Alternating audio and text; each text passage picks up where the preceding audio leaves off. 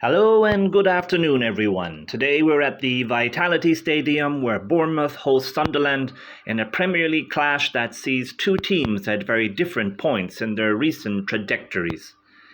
Bournemouth sit 8th in the Premier League table on 38 points, having climbed into the top half thanks to improved consistency in recent weeks and an impressive 7-game unbeaten run, a sequence that includes 4 wins and has helped them edge nearer to the European qualification places.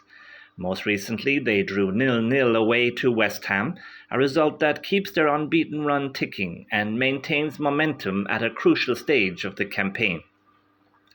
Sunderland enter this game in 12th place on 36 points, just 2 points behind their hosts. Last week they suffered a disappointing 3-1 home defeat to Fulham, a result that extends their losing streak to 3 games. Many pundits are saying that their powerful first half of the season could not be maintained given the intense match schedule of the Premier League and the limited size of the Sunderland squad to meet such demands, week in, week out. Despite recent setbacks, Sunderland know a win today puts them back in the hunt for European qualification. The Black Cats still have a lot to play for this season, but to win today they are going to have to overcome a pretty poor away record in the league this season with only 2 wins, 4 draws and 7 defeats in 13 matches. They also have failed to score in over 60% of those games. Team News and Andoni Iraola makes 2 changes to the Bournemouth side that played out a goalless draw with West Ham last weekend. Striker Evanilson drops to the bench along with Adli, with David Brooks and Marcus Tavernier coming into the starting lineup. Sunderland boss Regis Lebris makes 4 changes after that home defeat by Fulham. Captain Xhaka makes a welcome return to the starting lineup for the first time since the 17th of January after recovering from an ankle injury. Geertruida, Eliezer Mayenda and Talbi also come into the side, with Romain Mundal and Jocelyn Tabi set for a few weeks or months out after suffering injuries against the Cottagers. Kick-off are underway. Jared Gillett signals the start and immediately Bournemouth attempt to impose rhythm. There is confidence in their opening exchanges, a backheel from Rayan into Tavernier, a quick overlap toward Kroupi, the sort of polished, rehearsed combinations that reflect Andoni Iraola's influence. The execution is not perfect though, but the intent is clear. Bournemouth want to dictate tempo from the first whistle, yet it is Sunderland who settle more quickly into the contest. Inside 3 minutes, Lefebvre presses aggressively. He wins possession and feeds Noah Sadiki inside the area. Sadiki twists cleverly before drilling a low effort toward Petrovic's right. The keeper gets down sharply to save. Early statement from the visitors, who keep on the front foot. It's Lefebvre again, this time darting into the box left side. Just then Jimenez comes right across and barges into the Frenchman. Lefebvre goes to ground. Sunderland want a penalty. The challenge from the side did look clumsy, risky. Sunderland appeal immediately, but the referee is waving it away. VAR will check. No penalty, they say. Normal contact. Oh well. The away end erupts in disbelief. Former referee Mike Dean in the TV studio says it's a penalty all day long. I tend to agree. Jimenez made no attempt to play the ball. Bournemouth survive, but the tension lingers. And that decision seems to have fueled Sunderland's intensity.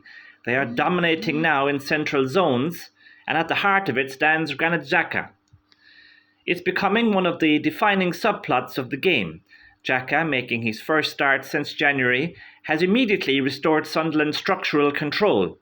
He drops between centre-backs in build-up, dictates passing lanes, slows play when required, and accelerates it when Bournemouth overcommit. Opposite him we have Alex Scott, who represents Bournemouth's vertical thrust, quick to press, quick to carry, eager to drive beyond the ball. 10 minutes played, and Bournemouth are getting on the ball a bit more. Dan Ballard clears an Alex Scott cross behind for a corner. They go short with the corner, but eventually Brooks passes it out for a Sunderland throw-in. Disappointing play there from Bournemouth. This is better though. Scott does well to win possession high up the pitch off Diarra. He slips the ball through to Kroupi on the edge of the box, just to the right of the D. He's got a good view of the goal, but oh no! He gets his shot all wrong, dragging it low and well wide of the post. Now here come the Black Cats. Ballard stepping forward from defence, halfway inside the Bournemouth half. He's unpressured. He threads a superb pass into the box, right side to Diarra between the lines. Bournemouth's midfield spacing briefly opens. Diarra strikes fiercely across Petrovic. The keeper parries to his right, but pushes it right into danger. Mayenda reacts instinctively. Go! Tap in! 1-0 to Sunderland. Mayenda gives Sunderland the lead that their industry in these first 20 minutes has deserved, you must say. That's his first goal for the club since the opening day of the season. I think Petrovic will be really frustrated that he wasn't able to push the drive from Diarra further away from the danger zone. When from a tactical standpoint, the goal highlights Bournemouth's vulnerability when Scott pushes high and leaves Adams isolated. Sunderland are then able to split the midfield and expose the back line.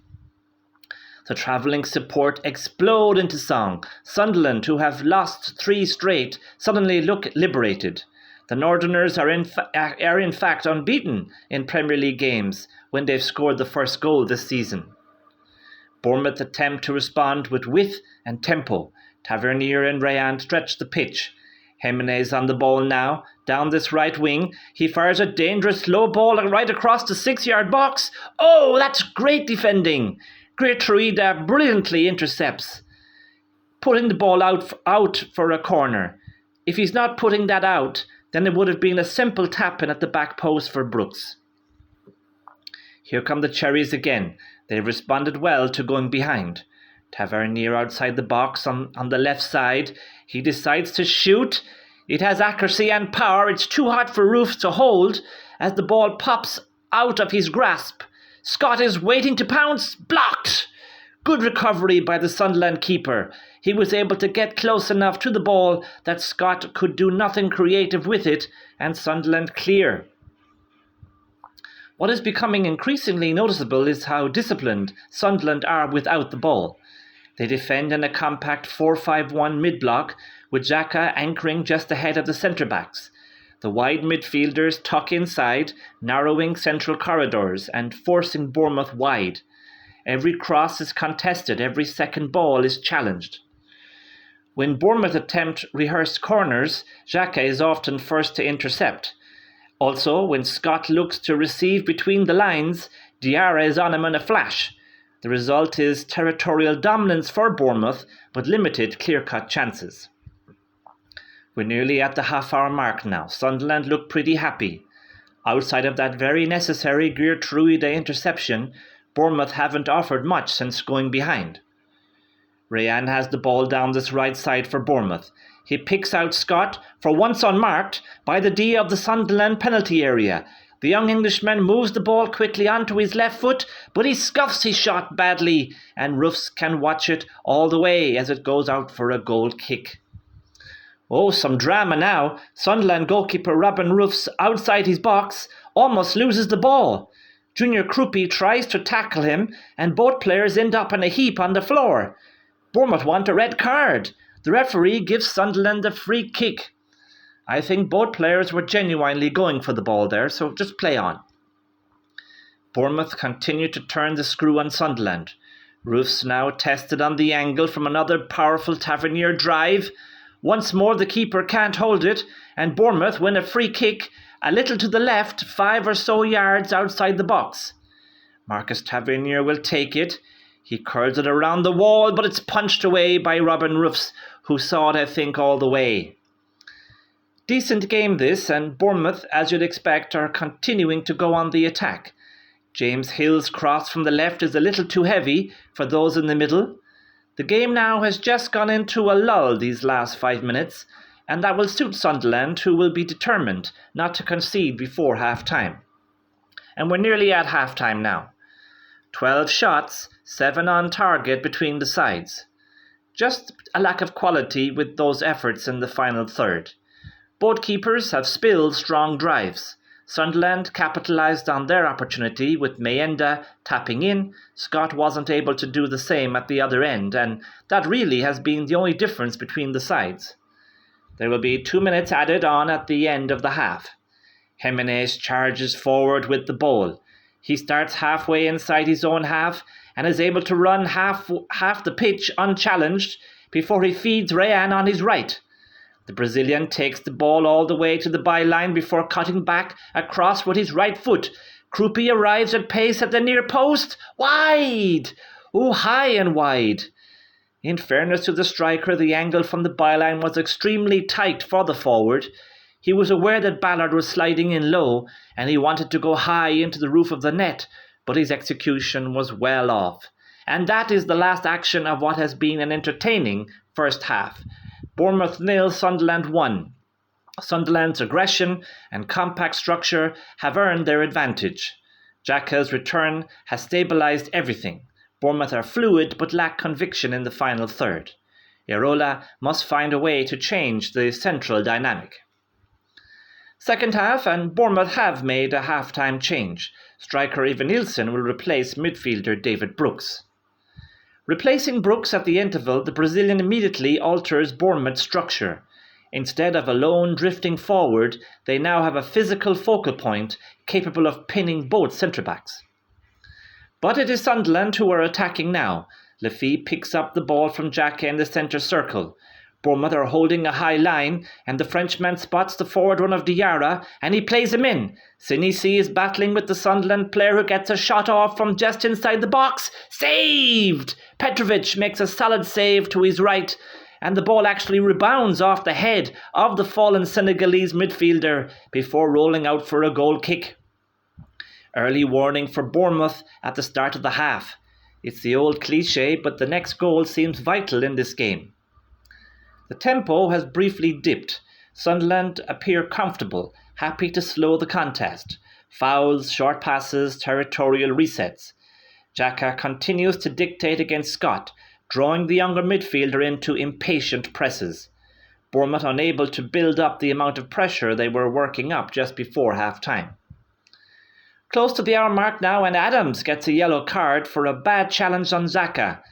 VAR look at it to check if the challenge should be upgraded to red, but they stick with the yellow. Neither team has gotten into a rhythm yet in the second half. It's been low-key compared to the first half. Iraola withdraws Adams moments later, perhaps lucky to still be on the pitch, and introducing Ryan Christie. A decision that again subtly reshapes the match. Christie offers quicker ball progression. The midfield triangle now functions differently. Scott pushes higher, Christie circulates more fluidly, and Bournemouth's tempo increases. Bournemouth have a free kick in the centre of the pitch, right side, which they take quickly, with Christie spraying it wide left to Tavernier before Sunderland's defensive line can reset. Tavernier looks up and delivers a bending cross towards the back post. Roefs hesitates. He misjudges the flight. It then goes past him. Evanilson attacks the space aggressively. Goal! So simple in the end. The sub has equalised. He brushes past Alderete and heads home into an empty net. VAR checks briefly for handball. It strikes high near Evanilson's shoulder, but the goal will stand. Roefs will be disappointed, but it is more a testament to the quality of Tavernier's cross. The equaliser is more than opportunism. It is great tactical acumen from Iraola. Evanilson's presence has forced Sunderland deeper, stretching their block and reducing Xhaka's influence. It also means that now Scott is beginning to win the midfield duels more regularly. He's finding pockets between Sunderland's lines. Christie has also had a positive impact for the Cherries, accelerating transitions. Bournemouth are moving the ball much quicker now, testing Sunderland's stamina. And that's not a good sign. Roefs receives a yellow for delaying the restart, with still at least 20 minutes remaining in the game. It's an indication of growing pressure on the Black Cats. They are looking to find a way to combat Bournemouth's growing influence in the game. Around the 70-minute mark, Iraola subtly adjusts again, With Sunderland's block compressing centrally, Bournemouth push their fullbacks higher and instruct Scott to drift wider in the right half space, pulling Xhaka laterally. This movement does two things. One, it forces Sunderland's defensive line to shift constantly, creating fatigue. And two, it opens central shooting lanes for Christie and Jimenez from second phase balls. Here comes Jimenez again, bombing forward from his right back position, just as we were speaking about. He really is a jet engine when given the opportunity. And there's no one coming out to stop him, so he needs no encouragement to keep on running. He gets to within a few yards of the right corner of the penalty area and decides to take a shot. He connects well, Roefs is at full stretch, but the shot is 2 or 3 yards wide of the post. A little bit optimistic, perhaps, from the Bournemouth fullback. With 3/4 of the game played, Xhaka's first start on his return from injury comes to an end, with Angulo coming on for him. That'll be a good 75 minutes for the Sunderland captain to have under his belt in his search for match fitness. For a spell, Sunderland struggled to exit their own third, yet despite all of this they remain dangerous on set pieces. Ballard rises from a corner on 78 minutes and glances inches wide. It looked for a moment as if it was destined for the net. I think that because Evanilson was moving back towards him, made Ballard take his eye off the ball, anticipating contact. That effort from Ballard was Sunderland's first attempt at goal in 30 minutes. Bournemouth then make changes. Tavernier, creator of Bournemouth's equaliser, is off with Kroupi, and Unal and Adli coming on. 10 minutes of normal time to go. Sunderland have another free kick halfway inside the Bournemouth half, out on the left wing. Lefebvre will take it, right foot. It lands near the penalty spot. Ballard is challenging, but Christie wins the header for Bournemouth. The ball drops into the path of Mayenda about 15 yards out, centrally, who shoots at goal. It's not a clean strike. He hits it into the ground. Goal! I think it's Geertruida who got the final touch. But wait! The flag is up for offside. The goal won't count.